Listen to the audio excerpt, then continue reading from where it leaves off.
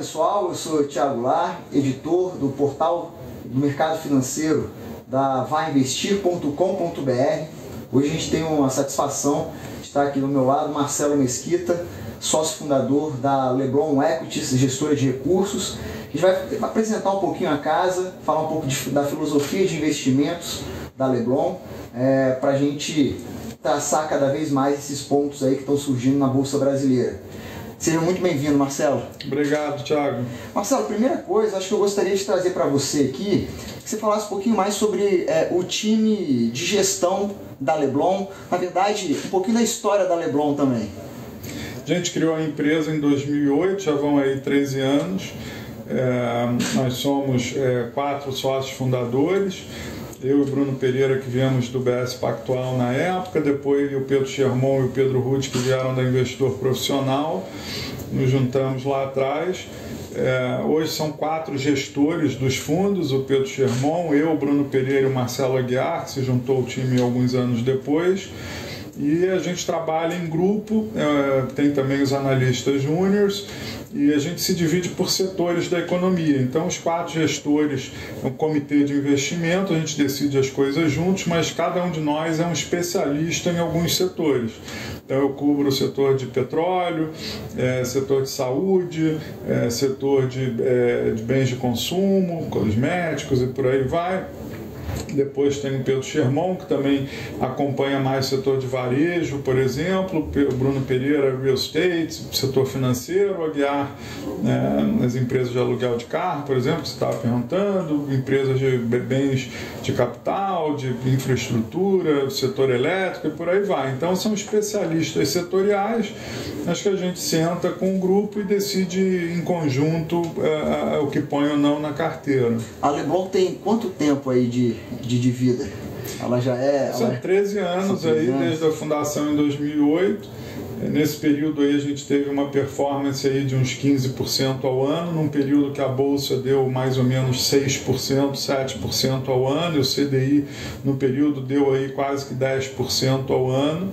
Então a gente tem orgulho aí de ter performado bem melhor que o mercado, e o que é incrível aí, que eu acho que mostra como no longo prazo investir em ações faz muito sentido, é que você pega os últimos 13 anos, a gente teve as 2 piores crises econômicas da história do Brasil e talvez do mundo, né? Que foi a pandemia recentemente e teve o impeachment da Dilma, que depois da crise de 29 foi a maior queda do PIB num período.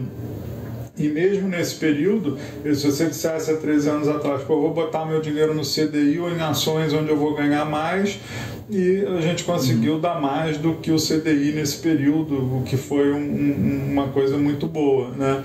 E a Bolsa perdeu para o CDI, mas um fundo com uma estratégia ativa, escolhendo bem as empresas mais baratas e com boas perspectivas no longo prazo, o que eu chamo de longo prazo, aí, um horizonte acima de 3, 5 anos, você consegue achar coisas melhores. Essa é um pouco da filosofia de investimentos da Leblon, né? Então, a gestão ativa, vislumbrar aí o longo prazo e tendo sempre uma análise voltada para o fundamentalismo das empresas, não é isso? Exato, você tem que conhecer bem as empresas, as pessoas, a estratégia das empresas, aonde elas querem chegar, como elas vão chegar, né? É isso que a gente tenta entender bem e depois tenta precificar bem isso, porque a questão para ganhar dinheiro não é um concurso de você escolher qual é a melhor empresa só.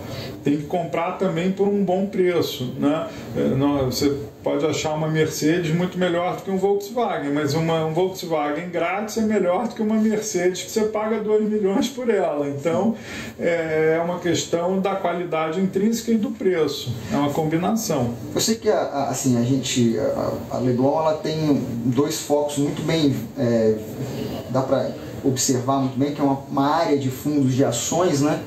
E uma outra de previdência. Focando um pouquinho na área de ações, Tem fundo aberto? Como é que funciona um pouquinho esses fundos? Na verdade, é um fundo só. A gente tem uma carteira com as 15, 20, 25 empresas que a gente gosta. E essa carteira, ela pode ser comprada por diversos veículos, dependendo do investidor. Então, a gente tem fundo offshore para o investidor estrangeiro que quer comprar essa carteira. A gente tem o fundo Ações 1, o Ações 2, que um é para investidores qualificados e o outro é para investidores normais, digamos assim. E tem também os fundos de previdência, que aí cada um com uma seguradora da preferência do investidor. Mas todos esses fundos que a gente tem, eles têm as mesmas ações. A única diferença é que nos fundos de previdência, o investidor pode escolher estar 100% investido em ações ou ele pode estar 70% ou 50%. Tem gradações ali. E aí ele pode escolher o veículo que ele prefere.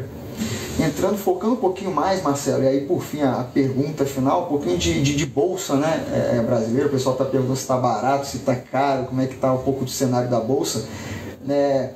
Traz pra gente um case que você queira aí, para que vocês estão de olho, vislumbrando aí esse longo prazo. Tem muitos aí. Quer dizer, quando você investe sempre, aos poucos e com uma visão de longo prazo, sempre é um momento de estar botando em ações, porque é muito difícil você acertar os ciclos econômicos, né? Pode ser que ano que vem seja um ano bom ou ruim por causa da eleição, ninguém sabe. Às vezes, não, ano de eleição é ruim, porque pode ganhar o fulano, o ciclano, vai ser uma crise. Mas isso todo mundo já precificou isso. Pode ser que não ganhe o fulano, o ciclano, e ganhe um outro, que todo mundo gosta e a bolsa performa. Então você nunca vai saber se vai ter uma crise econômica mundial, se vai ter um problema econômico no Brasil. Isso você não sabe. O que você sabe é que se você escolhe bons empresários que têm uma estratégia de conquistar algum mercado, que eles sabem se capitalizar corretamente, sabem se aproveitar das oportunidades, e você consegue investir por um valor justo nesses casos, independente do macroeconômico, esses casos vão ter um sucesso, vão crescer. Então, se você pega os últimos 10 anos, quantas empresas, quantos unicórnios apareceram no Brasil, quantas empresas viraram empresas de bilhão do nada nos últimos 10 anos, apesar de um ambiente muito difícil macroeconômico. Então, isso é que a gente busca achar e está investindo. Então, um outro parâmetro interessante, se é bom ou não investir agora, é que a gente sempre fica olhando muito qual o valor justo da empresa que a gente está comprando.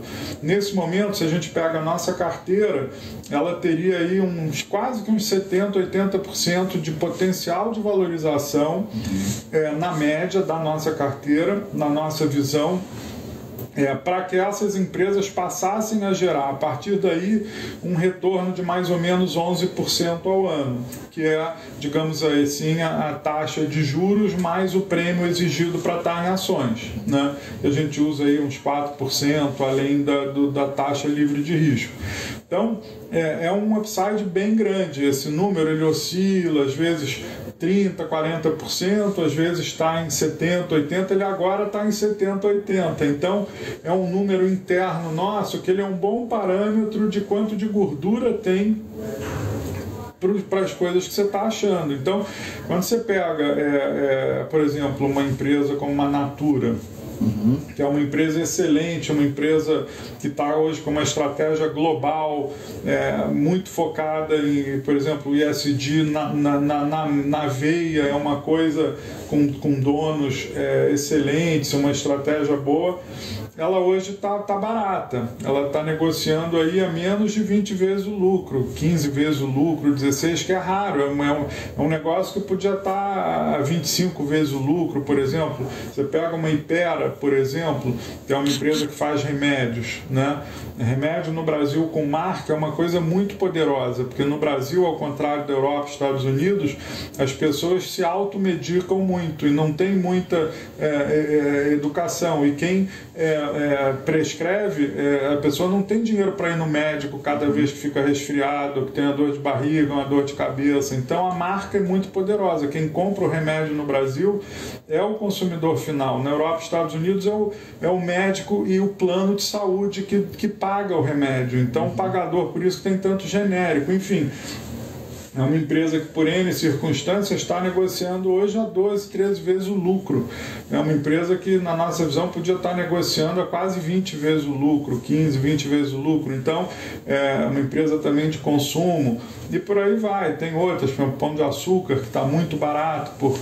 A gente, em geral, gosta de coisas que estão baratas no momento, que tem um fator muito claro identificado da razão daquilo estar barato, mas é uma razão circunstancial, não é uma razão estrutural. Então, às vezes, a empresa tem um resultado trimestral ruim por alguma razão. Todo mundo na vida, você acorda de mau humor um dia, você acorda com dor de cabeça um dia. Ninguém é uma coisa perfeita que sempre dá tudo certo. Quando isso acontece, é até tipo uma DOF, é bom desconfiar. Tudo que dá sempre certo tem alguma coisa errada por trás, né? A vida tem altos e baixos, tem volatilidade, tem problemas. Então, na vida da empresa também, nesses momentos que você tem muita confiança estrutural de longo prazo, sabe que o negócio é bom, mas teve um problema de curto prazo, é ali que a gente vai e gosta, porque ali é que você compra por um bom preço, um bom negócio. Tem uma coisa interessante também, e para finalizar, eu pergunto assim, como é que um investidor que se interessou pela casa, como é que faz para, de fato, buscar esse fundo com vocês, com a Leblon? E outra coisa interessante é que os próprios sócios, o skin the game, né? Também tem parte do seu patrimônio dentro da gestora. Isso, a gente tem uma regra interna muito relevante, quer dizer, todo mundo que trabalha na Leblon tem que ter mais da metade do patrimônio investido nos fundos da Leblon. No caso dos sócios, eu tenho praticamente todo o meu patrimônio líquido investido no fundo da Leblon, né? E todo mundo sendo sócio também vai tratar todos os clientes bem e vai fazer o melhor pela empresa e pelos clientes. Bom, pessoal, batemos o papo então com Marcelo Mesquita, sócio fundador da Leblon Equities. Até a próxima. Obrigado, até a próxima.